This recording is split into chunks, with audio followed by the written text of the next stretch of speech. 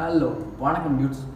இன்றைக்கி நம்ம யார் ரோஸ்ட் பண்ண போகிறோம் பார்த்தீங்கன்னா, மறுபடியும் நம்ம தலைவன் அஞ்சா சிங்கம் அஞ்சா நெஞ்சம் காத்து கருப்பு கலையை தான் ரோஸ்ட் பண்ண போகிறோம். ஸோ நம்ம சேனல் எதுவும் யாரும் மறக்காமல் சப்ஸ்கிரைப் பண்ணிவிட்டு வாங்க வீடியோக்குள்ளே போகலாம்.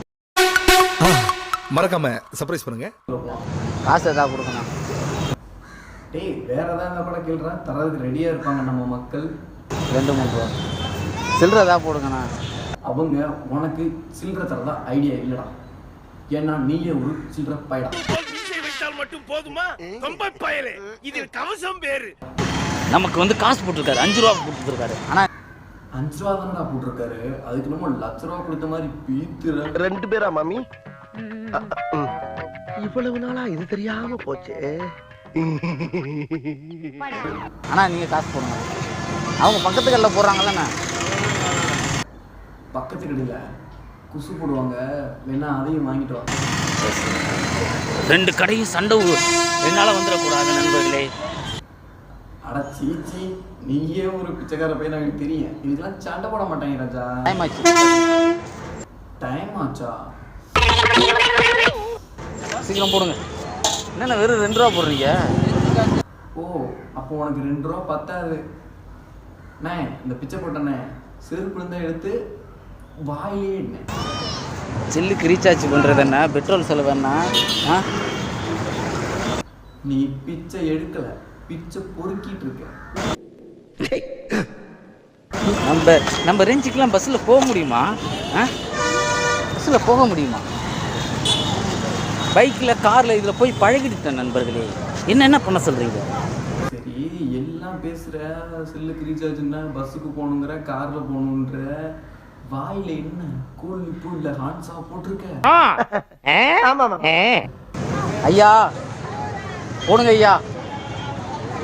அதான் அவனே சொல்லிட்டானே, எதா காசு போடுங்கன்னு. நீங்கள் என்ன பண்ணுறீங்கன்னா, யாராவது டெத்தான வீட்டில் 1 ரூபா வச்சுருப்பாங்க, அந்த 1 ரூபாய் எடுத்துகிட்டு வந்து அவனத்தில் ஒட்டி விட்டுருங்க காசு. ஐயா ஏதாவது போடுங்க ஐயா. ஐயா வாயை திறந்தா என் வாயில குசுவை போடுங்க ஐயா. சில்லறை இல்லையா? சில்லறை யாரு கேட்டா? ஐயா 100-200 போடுங்க ஐயா. சில்லறையா கேட்டுட்டு இருக்கேன் உங்கள்கிட்ட. 100-200 போடுங்க.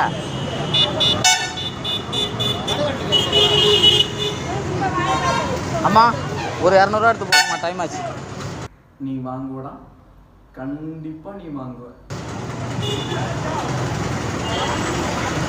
ஒரு 200 ரூபா எடுத்து போடுங்க. சில்லறையா? நாலு சில்லறை இல்லைங்கிறாங்க நண்பர்களே. ஏன் பிச்சைக்காரனா 200-300 போடக்கூடாதா என்ன? அவனுக்கு சின்ன குசுவெல்லாம் பத்தாதான், பெரிய குசுவெல்லாம் வேணுமா, அப்போதான் வயிறு ஃபுல்லாகுமா. அம்மா ஏதாவது காசு போடுங்கம்மா. காசு போடுங்க. பிச்சை எடுத்துருங்க. அப்படி அதிசயமாக பார்க்காதீங்க, பிச்சைக்காரன் தான். அம்மா அம்மா உன்னை அதிசயமாவா பார்க்காம அப்புறம் திரவியமாவா பார்ப்பாங்க. உன்னை கண்டுபிடிச்சிட்டாங்கடா, நீ யாரு, எப்படி இது வரைக்கும் இன்னும் பண்ணிக்கிட்டு இருக்கேன்னு.